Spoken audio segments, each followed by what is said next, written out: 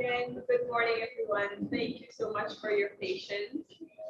We were having a bit of technical difficulties, but I think we are finally able to start now. So again, thank you for your patience. I am Dr. Vasha Bachan. I'll be moderating this session this morning. I have with me our first speaker, who is Dr. Prakash Ramdass. He's an associate professor of clinical epidemiology at St. George's University of Medicine in Grenada. He is the track director for epidemiology in the Master of Public Health program at St. George's University School of Medicine. He lectures clinical epidemiology and biostatistics to year 2 medical students and public health research methods to MPH students. He received his MBBS from the University of Vienna School of Medicine and his MPH in chronic disease epidemiology from Yale University School of Public Health. His research interests include irritable bowel syndrome, endometriosis, and women's health. So today, what he'll be talking to us about is the impact of the COVID-19 pandemic on mental health in endometriosis patients, a systematic review and meta-analysis. So I will now hand you over to Dr. Ramdass for him to share with us his presentation this morning. Thank you. Thank you, everyone. Good morning, everyone. It's a pleasure to be here, to be back home in Guyana. Guyana very good while ago, many years ago. So it's good to be back in Guyana and to attend this conference. First, I must give credit to the organizing committee for putting forward this conference. And of course, see many people have been attending with us. So I'll speak on the impact of the COVID-19 pandemic, specifically referring to mental health in these patients. So I wouldn't speak too much on endometriosis, but more so on the mental health.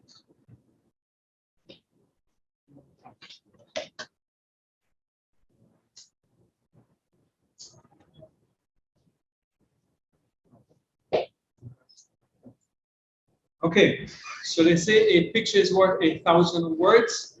I believe this picture is worth a lot more than 1,000 words. And specifically because I'm speaking about endometriosis and mental health, I thought I'll share this picture. And of course, it's left up for interpretation. So I have, sorry. Okay.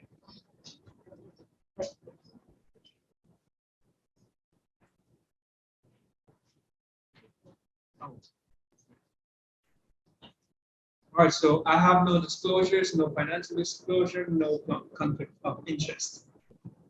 So what I decided to speak on, so my colleagues and I, we've done this systematic review and meta-analysis on endometriosis and COVID-19. So we actually published it, this paper got published 3 weeks ago. So we've looked at many different impacts, how patients were impacted by the pandemic. And like I said, I'll focus on the mental health.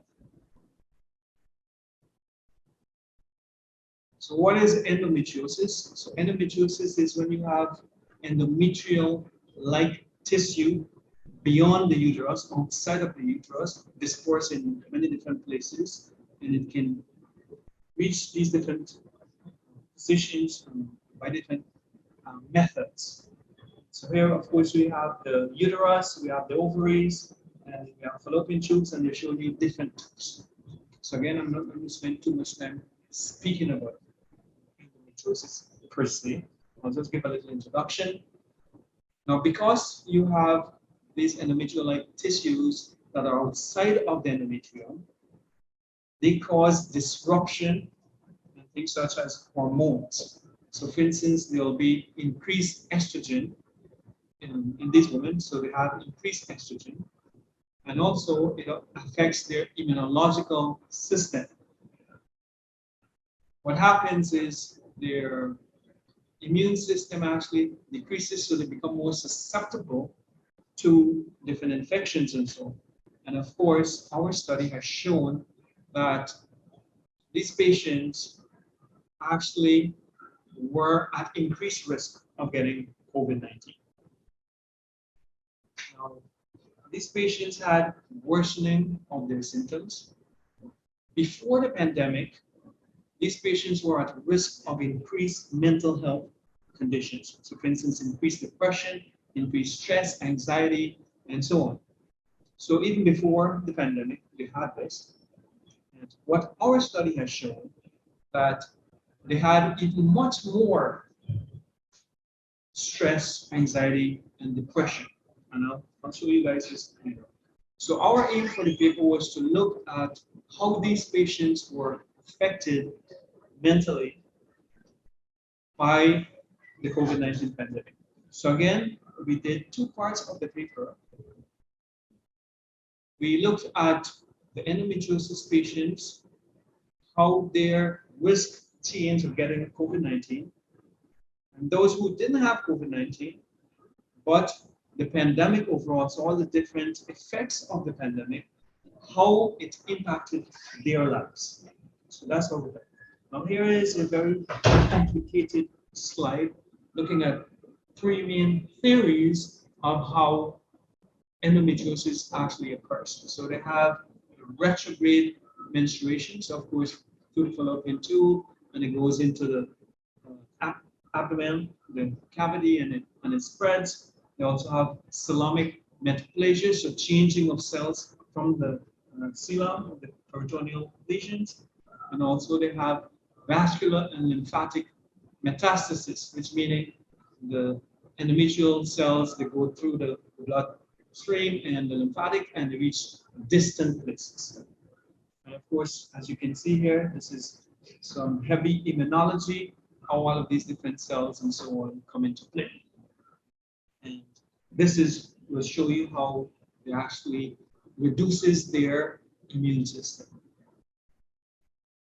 So not too much biochemistry and immunology today. This slide is showing you where these endometrial system can actually be deposited. So it can go to the liver, the brain, the spleen, and the lung, and even in fat cells and so on, the adipose tissue.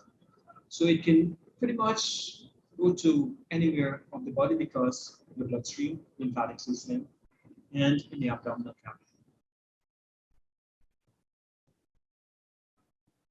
This is showing you the course of someone's life, starting from childhood, well, actually from birth, childhood, adolescence, adult, and older age. What this is showing, you have probable risk factors and possible risk factors. So, for instance, they have low birth weight, small gestational age, and Mullerian anomalies, which of the development of the uterus. All of these are probable or more likely to present as risk factors during birth or even childhood or fetal development rather. And then there's also possible risk factors. So DES. So DES has been a comfort for many different things. Now during adolescence, we have age at menarche. So for instance, early age at menarche, and also having a low body mass index.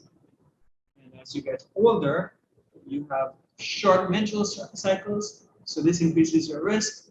Again, low body mass index, if you haven't had a child, so nulliparity, and increased menstrual flow. So of course, after menopause, it's some patients will still experience it because it's outside of the uterus. And they can still get menstrual period and still have some of these effects. Of course, wouldn't be as severe or as frequent. How do we diagnose endometriosis? So we have many different things. Of course, patient comes to the doctor. First thing, you'll have your history taking, then you have a physical examination, you have a pelvic examination, then you may want to do some non-invasive tests such as ultrasound, CT scans, MRIs, and then you can also have invasive tests, which is the confirmatory test. You do a laparoscopy with histology. And you can look for these things. So that's the definitive way of making diagnosis. Some signs and symptoms that patients can experience, what I like to refer to as the 4 Ds. So we have dysmenorrhea, dyspareunia, dysesthesia, and dysuria. What this means, we fancy words for pain during menstruation, so dysmenorrhea, pain during sexual intercourse, dyspareunia, pain during defecation, dysesthesia, and pain during urination, dysuria. Now, the pain that these patients usually experience, it's not cyclical. So usually, some women have pain which is cyclical, meaning with their menstrual cycle. These patients actually don't have cyclical, so they have non-cyclical pain. Now, of course, they can also have a menstrual period, so they can have, again, irregular menstrual bleeding and heavy menstrual periods and so on. They can also have gastrointestinal symptoms such as diarrhea, indigestion, constipation, and so on. So again, it depends on where the endometrial tissue has actually been embedded and how deep it has embedded. So that would actually cause some of these symptoms. Again, if it's different parts, it can cause infertility, it can even affect your nerves, and you can get sciatica during menstruation.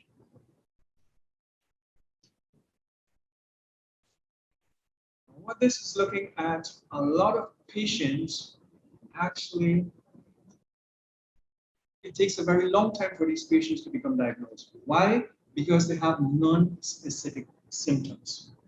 I've actually done, in July, I published another paper on endometriosis and irritable bowel syndrome.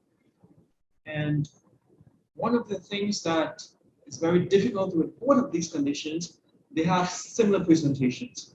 So these patients actually take a very long time before they can be diagnosed. So they have irritable bowel syndrome, so they don't know if they have endometriosis. They have endometriosis, they don't know if they have irritable bowel syndrome, right? So vice versa. So because of the non-specific symptoms, it takes a little while for these patients to become diagnosed. Also, there's no specific biomarkers. So many diseases, we can do a blood test, and here you go, you have this condition. With endometriosis, there is no such marker. And as I said, the definitive diagnosis is doing laparoscopy and histology. Now, what makes this disease challenging as well is because there is lack of awareness of the condition itself. And also, doctors and healthcare workers tend to normalize these patients. Oh, you have pain, okay, take this medication and we go home. And not fully understanding how these patients actually suffer. So, of course, they have been trying to increase awareness of this condition and to remove any sort of stigmatization. And one of the reasons why they're doing this, of course, is the extent of the disease does not correlate with the symptoms of these patients. So patients may not have a very severe, so of course you have different grading of this condition, and the patient may have maybe stage 1, but yet the patient may have excruciating pain, for instance. So you cannot correlate the severity of the condition with the degree of how the patient is affected. All right, so now let's speak about our study that we did. So I did a systematic review and a meta-analysis and searched these 4 different databases. So Science Direct, Scopus, Headline, and Google Scholar. Speaking of which, I'm actually giving a workshop later at 11 o'clock on how to conduct a systematic review and meta-analysis. I've used a search strategy. We've used the words endometriosis and SARS-CoV-2 and COVID. And I've used the software, Open Meta Analyst, to create our force plots. And we did our risk of bias and quality assessment with the Quadras 2 tool. Our results, so we've had 19 studies met criteria for the systematic review and 15 studies met the criteria for meta-analysis. Just to give some heads up, systematic review is qualitative synthesis of the information and meta-analysis is quantitative synthesis. Our total patient size was 70,799. So all of these were analyzed. And our pooled prevalence in those, so these patients with endometriosis, 7.5% of them were more likely to get COVID-19, which is probably a little more than the general population. Like I've mentioned earlier, these patients are at increased risk of getting COVID-19. Now, what I would like to focus on, or what the presentation is more on, is on the mental health of these patients. And as we can see here, the pooled estimates for anxiety, 75% of these patients actually had anxiety. 59.4% of them, well, actually something, were stress and fatigue, and depression was 68.9%. So before the pandemic, these patients actually had stress, anxiety, depression, fatigue. But after the pandemic, or during the pandemic hasn't officially ended, they still experience these symptoms. Here is a flow chart showing of how we got our studies. So 4 different databases, we searched these 4 different databases, and we ended up with our 19 studies in the systematic review and 15 studies in the meta-analysis. So this is the process. Again, I'll go through this in more detail in my second presentation. Here is the characteristics of our different studies.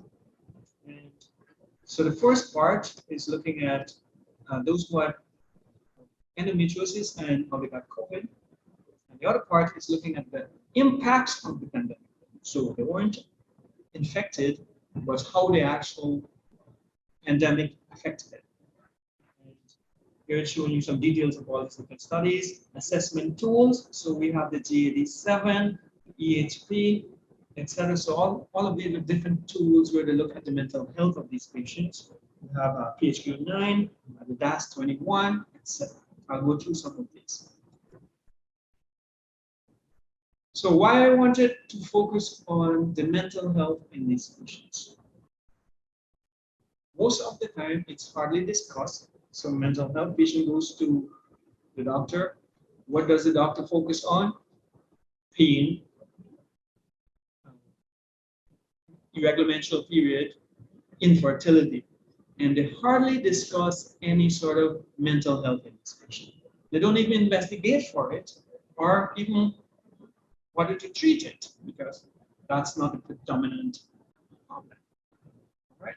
So hopefully we can shed more light. Here we have 10. Yes, go ahead. If we turn off this slide, you can see much clearer what's being projected. Turn off just the light in front, and what's on the screen, you can see it. Hopefully I'm not rushing too fast.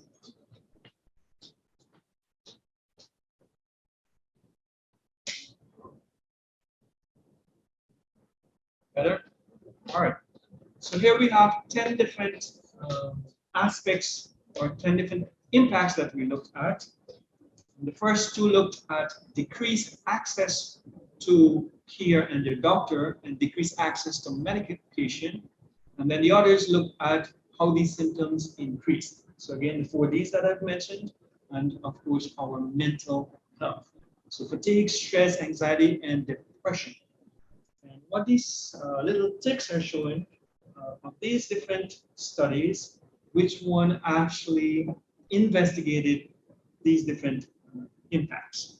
And as we can see, access to doctor or medical care, majority of these studies actually investigated. And majority of these studies, in fact, almost all of them have shown that there was a decrease in access to medical care and decrease in access to getting medication. Of course, it's during the pandemic, everywhere was shut, even though they were essential. services, they were still open, pharmacies were open, doctors and hospitals were still open. To get to those places was difficult for some patients, right? So that's how we have to look at it holistically. So this is our first plot where we looked at our study. So the first one is showing you decreased access to care, and the second one is showing you decreased access to medications. Now imagine these patients have so many symptoms already, and during the pandemic, they're not getting their medication, they're not getting to see their doctor. If they do get to see the doctor, some of them are seeing the doctors online, all right, without even a physical examination to see what's going on, and to be properly assessed and get the appropriate treatment. So in combination to these patients already have an increased risk of getting anxiety, depression, and stress. Now they're not getting medication, they're not seeing the doctors. So imagine what's happening. Complicates the problem. All right. And as we can see here, as I mentioned earlier, we have 57% of these patients show that they had decreased access to their doctors, and 23 of them had decreased access to getting medication. Now here is the big vicious cycle I was speaking about. So these patients have chronic pain, which causes them to have stress, anxiety, depression. That causes them to have more pain, and that worsens their psychological issues, right? More mental health issues. And it goes on and it goes on.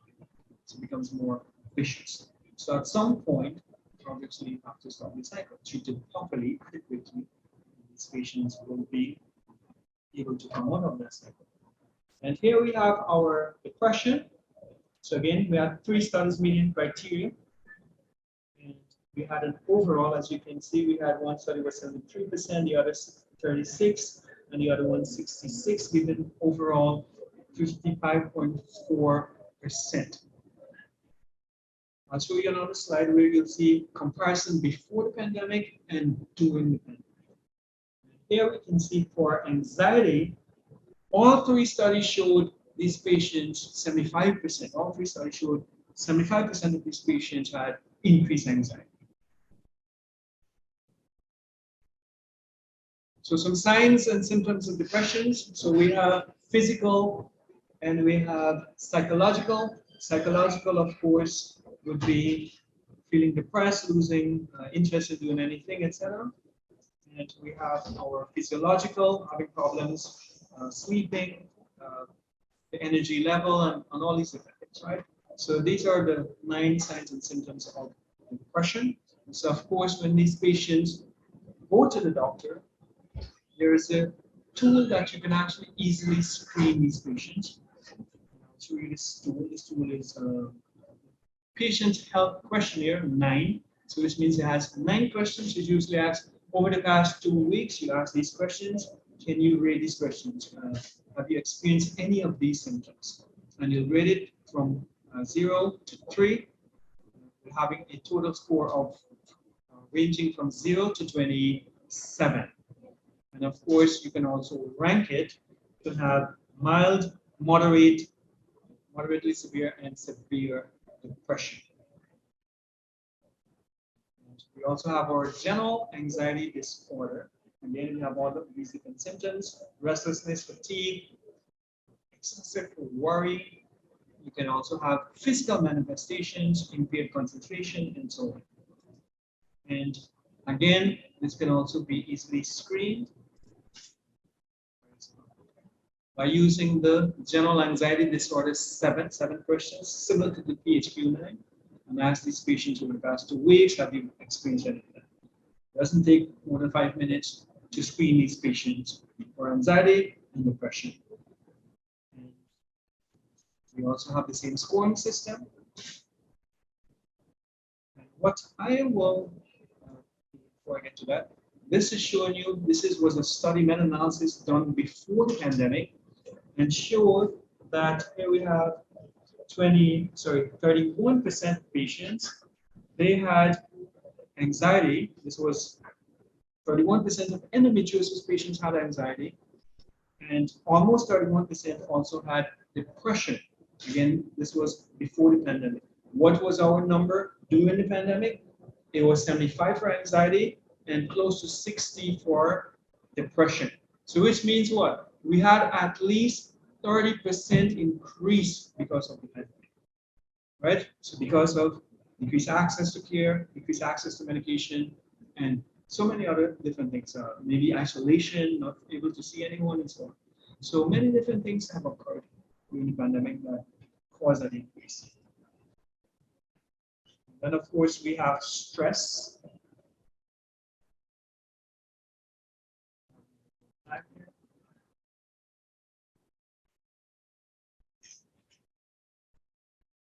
Okay, so here we have stress and fatigue. Again, increased stress, about close to 40% increase in stress and close to 70% increase in fatigue. So of course, many different reasons will also contribute for these patients having fatigue. Here we have different symptoms of stress, which can manifest as physical symptoms as well. Patients having aches and pains, having hair losses, and so on. What I'll advocate for, so we have depression, anxiety, and stress. So here we have the DAS-21 questionnaire. So depression, anxiety, and stress scale, 21 questions, and they'll have the different scoring. And here you go, one tool, and you can assess these 3 different mental health conditions in these patients. In fact, some of our studies actually use the DAS-21 questionnaire. Again, here we have the different scoring system, and on the questionnaire they have whichever question is relevant to stress, anxiety, or depression. This brings us to the end of our presentation, where we know for sure these patients had increased depression, anxiety, mental health problems. Some of them have developed it, so that they haven't had any depression or anxiety or stress before the pandemic, and because of the pandemic, they've developed these new symptoms. And some of them who already had it, they actually became worse, and intensity and so on has increased. And I thank you very much for this session. Thank you, Dr. Ramdass. I'd like to invite any queries, questions, comments from the audience, both here with us in the room as well as those.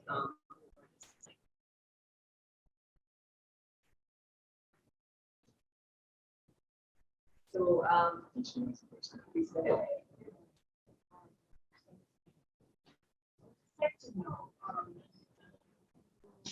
Highlighted the fact that the patients of Oh no. So these that 17,000. Those are the actual number of studies that they did. So when you add all of those patients for all the studies, yes. All right. Great. Results. Identify patients with mental disorders. Were there any recommendations for even the hospital in order to better match patients in what's happening another pandemic? Also, yeah, go ahead. All right. So you're speaking specifically on my study? On your study, yeah, Okay. But I know the condition.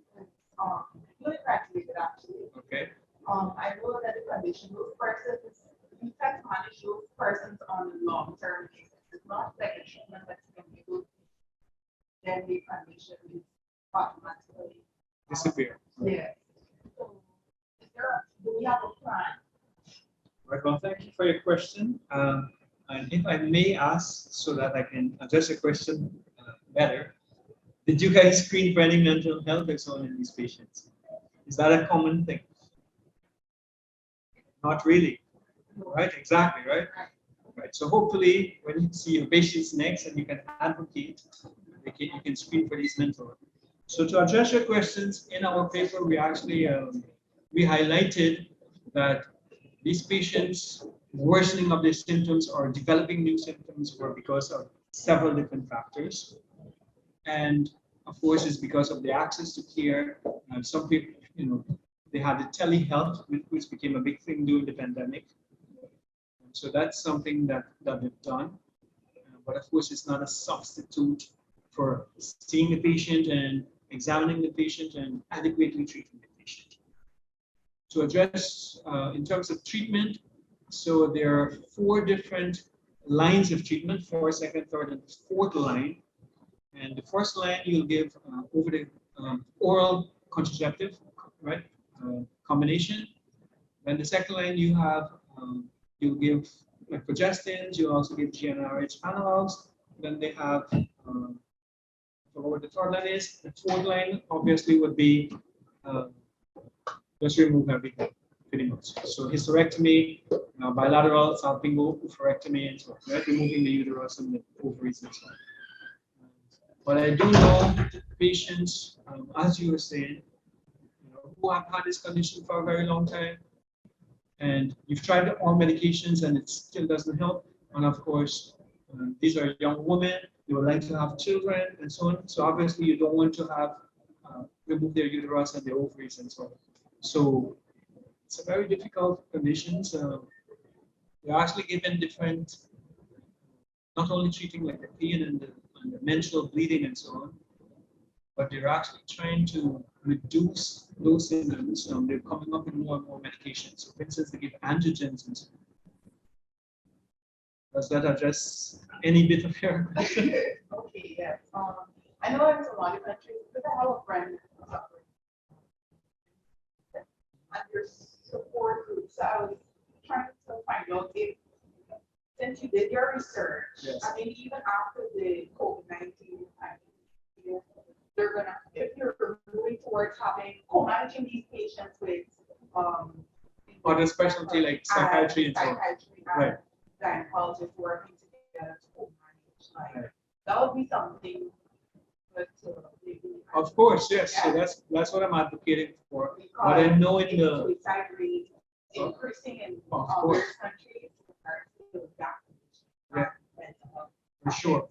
For sure. Yeah. So I know in the US they have these support groups for endometriosis patients. So they have their own society and so on for endometriosis. So hopefully in Guyana again, you can advocate. You're a good advocate. I'm pretty sure at some point you can have some society for it. So go ahead, please. Yes, in terms of mental health, have your research look at some of the coping mechanisms that were found if medication is not available? Right. So remember, my research was a review of all the other papers that were already published. So we didn't look at those. Well, we actually didn't speak for those coping mechanisms. What we looked at were those 10 different variables. Yes. You have a question? Yeah, I have a question. Thank you for your presentation. So, responding how the psychometric properties were of your scales, PHQ, GAD, DAS 21. Do you know if they're at reasonable reliability? Properties? I'm sorry. How is their validity reliable? Oh yeah, yes. So these are questionnaires that have been around for a very long time. They've been tried, they've tested, they have very good reliability. And in fact, it's the go-to tool for actually screening depression, anxiety, and so on. So yeah, that's why I'm advocating for that. If you can use the DAS 21, it'd be great. You're hitting 3 birds with one stone, pretty much. Sure, thank you. In view of the proportion of training given to medical students in relation to psychiatry and mental illness, specifically Guyana and the West Indies. I'm not asking you because you're a medical school. What is the challenge to have our students more exposed to mental health in their training? What is the biggest challenge? So I am not sure at present. When I was at medical school, I didn't really have any challenge because we were at the hospital, we did our rotation, and we were aware we had to do our psychiatry rotation. So we didn't really have a challenge. I mean, at least when I was a medical student here, I didn't felt it was a challenge. I don't know now when the situation has changed.